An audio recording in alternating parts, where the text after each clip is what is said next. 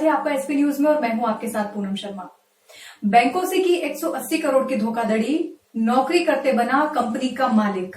इंदौर में रचे गए इस 180 करोड़ के घोटाले में हाल ही में सीबीआई ने इंदौर जोधपुर के कई ठिकानों पर दबिश दी है। इंदौर के साथ जोधपुर, जलगांव और नागपुर की 16 फर्में जांच के घेरे में हैं।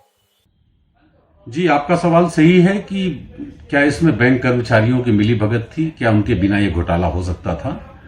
तो देखिए, अभी इस तरह के सीधे प्रमाण तो नहीं, लेकिन बड़ी मजेदार बात है कि बैंक ने जब सीबीआई को शिकायत की तो बैंक ने बड़ा स्पष्ट लिख करके दिया कि नहीं, इसमें हमारी कोई कर्मचारियों की भूमिका हमें नजर नहीं आती है। लेकिन देखिए, आप पूरे मामले को देखिए तो बिना बैंक अधिकारियों के मिलीभगत के, कर्मचारियों की मिलीभगत के इतना बड़ा घोटाला हो ही नहीं सकता था। ये कोई 1-2 करोड़ नहीं, 180 करोड़ का मामला है। भाई, आप देखेंगे कि जब करोड़ों का जो लेन देन हुआ, जो फर्जी लारी रिसिप्ट के जरिए लेन देन हुआ, वो चेक के जरिए नहीं, नगद भुगतान हुआ।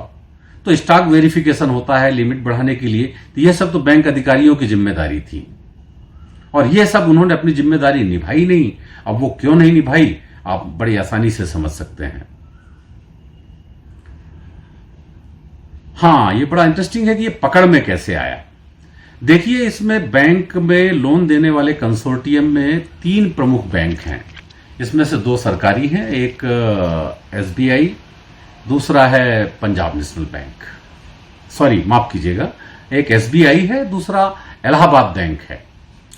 इन दोनों बैंकों ने जब 2011-12 के बाद जब बैंक ने भुगतान करना, यह पूरा घोटाला कभी भी पकड़ में नहीं आता यदि इसमें एक प्राइवेट बैंक शामिल नहीं होती। पहले जब लोन दिया था तो स्टेट बैंक ऑफ इंडिया और इलाहाबाद बैंक ने दिया था। ये लगातार लोन बढ़ाते गए। एक और बैंक थी जिसका की हिस्सा पहले बाद में आईसीआईसीआई बैंक ने खरीद लिया। तो अब इस लोन में 3 लोग शामिल हो गए। आप देखिए, कितनी मजेदार बात है कि करोड़ों के घोटाले का मामला था। यहां की जो इंदौर की बैंकें थी, एसबीआई और इलाहाबाद बैंक, इन्होंने यहां की एक chartered accountant firm M Mehta से ऑडिट भी कराया। यह दिखाया भी कि हां, हमने पता करने की कोशिश की है, लेकिन एम मेहता फर्म उस घोटाले की तह तक नहीं पहुंच पाई। लेकिन इसी बीच आईसीआईसीआई बैंक ने जयपुर की एक फर्म से ऑडिट कराया, राजवंशी एसोसिएट से, और फिर राजवंशी एसोसिएट इस घोटाले की तह तक काफी पहुंची और फिर आखिरकार मजबूरन इलाहाबाद और एसबीआई ने भी सीबीआई को चिट्ठी लिखी और मामला सीबीआई में दर्ज हुआ। लेकिन ये मामला चल रहा था 2013-14 में, घोटाला सामने आ चुका था। 5 साल 6 साल तो जांच में, और एक तरह से कहना चाहिए कि जो महन जैन, देवराज, विजय जैन वगैरह हैं, इनको फायदा पहुंचाने में काम आया जो ये लेट लतीफी थी।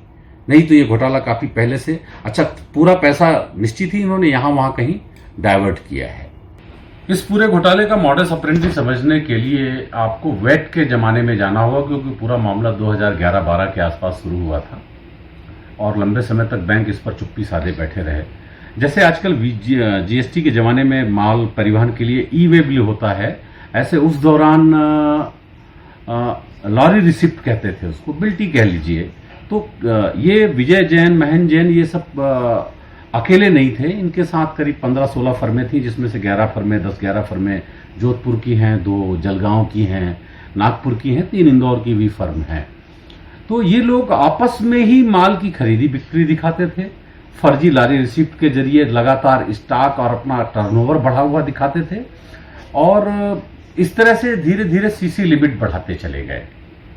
शुरू में ही सीसी लिमिट कोई एक दिन में 180 करोड़ रुपए जनता के पैसे ठिकाने में नहीं लगा दिए गए, ये धीरे धीरे करके लगाए गए।